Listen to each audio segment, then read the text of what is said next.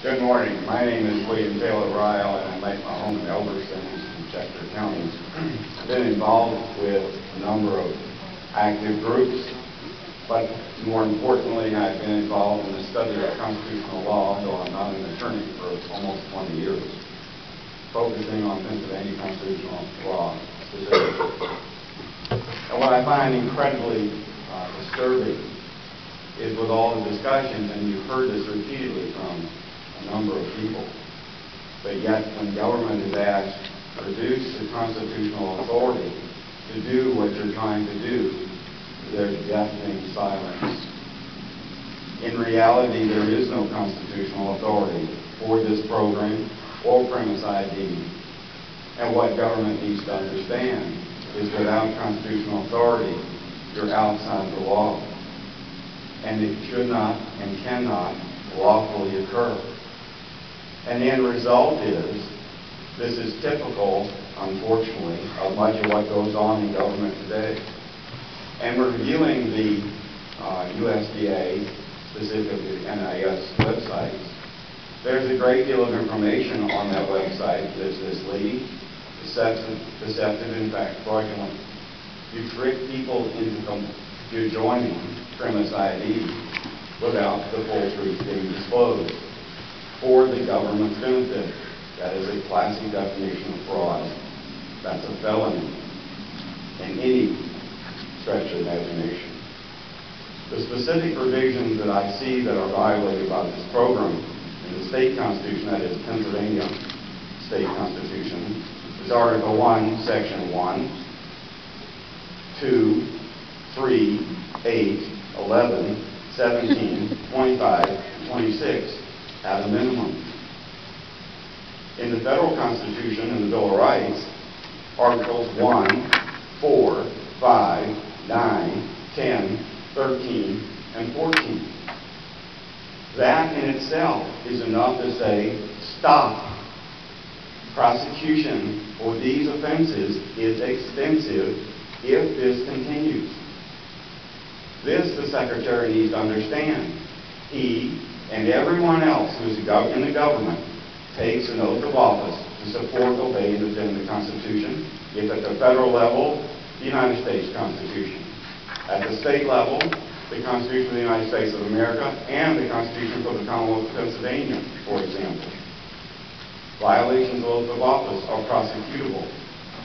What we need to understand, all of us, is to say to government, no constitutional authority, don't do it. You're outside the law. So all of this activity that's going on... Sir, can you wrap up, please? I will. All the activity that's going on and the expense associated with it, all this program is not driven by law. It's obviously not driven by need. It's driven by certain select entities that want control and revenue collection. It needs to stop, just like so much else. Follow the law, and let's not waste our time and money, and burden the people with unconstitutional restraints. Thank you. Thank you, sir.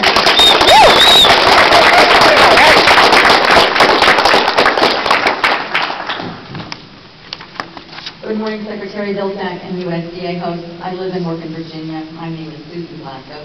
I took a day off today to come to Pennsylvania to attend one of your listening sessions. I consider this a rare opportunity since there are so few of them. I'm a consumer. I represent myself. The fact that I'm here at all should be an indication to you that the truth is dawning at last on the general population. It has been a gradual awakening till now, to be sure.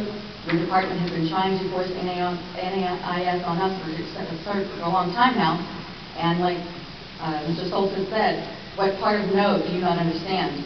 The eyes of the public are being pried open by the undeniable, inescapable truths that the aim of the NAI, the National Animal Identification Scam, is to put small farmers out of business so that Big Ag can be the sole provider of the world's food. That the food that your department approves is making us sick and sterile.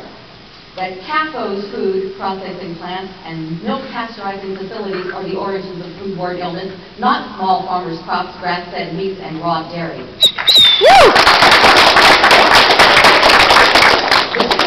that the USDA has no legal authority to implement NAIS and doing so violates the Constitution, that the USDA is prepared to use force to implement the NAIS despite your claim that the program is voluntary, that GMO foods are everywhere, and grains and byproducts of food are fed in food processing, which makes the animals and us sick.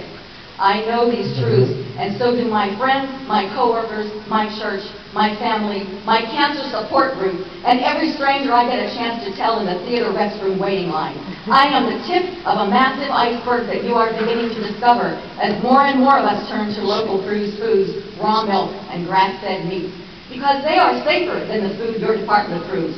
We don't need trace-back mechanisms. We know where our food comes from. To access this safe food supply instead of trying to eliminate it. You should be helping us by outlawing CAFOs instead of protecting them.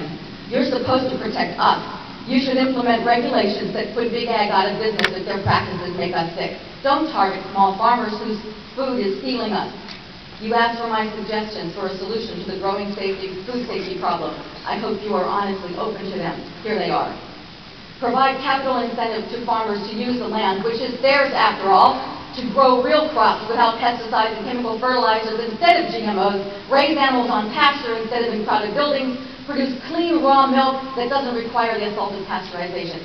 Test our food for nutrient content before allowing them on the market, the same way the European Union does, and ban any foods from the grocery shelves that don't measure up. Require farmers to put their livestock on pastures, and stop putting bad food in our cafeterias and schools, hospitals, and hotels. I'm deeply troubled by what I've learned about NAIS. It is expensive, intrusive, discriminatory, and aimed at the wrong target. Go back to the drawing board, stand up to Big Ag and industrial food processes. Ma'am, I'm going to ask you to wrap up, please. Thank you, I will. Trying to convince the American people that CAFO meats, GMO crops, and pasteurized dairy are safe and nutritious when you know that the opposite is true is immoral, Mr. Secretary, and foisting NAIS on consumers and on our farmers is corruption at its worst. I am appalled, and you should be ashamed.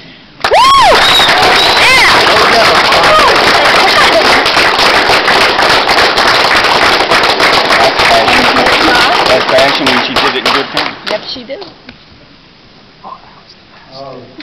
I'm Mervyn Rupert of Mechanicsburg, Pennsylvania, small dairy farmer that's in a transitional period of getting out of it, letting the sons take over. I am really thankful that we still have this privilege in this country to voice our opinions, our views, and that we still have a little bit of a voice yet. I'm mainly here because I'm concerned for my children, the grandchildren, which are sons that are trying to farm,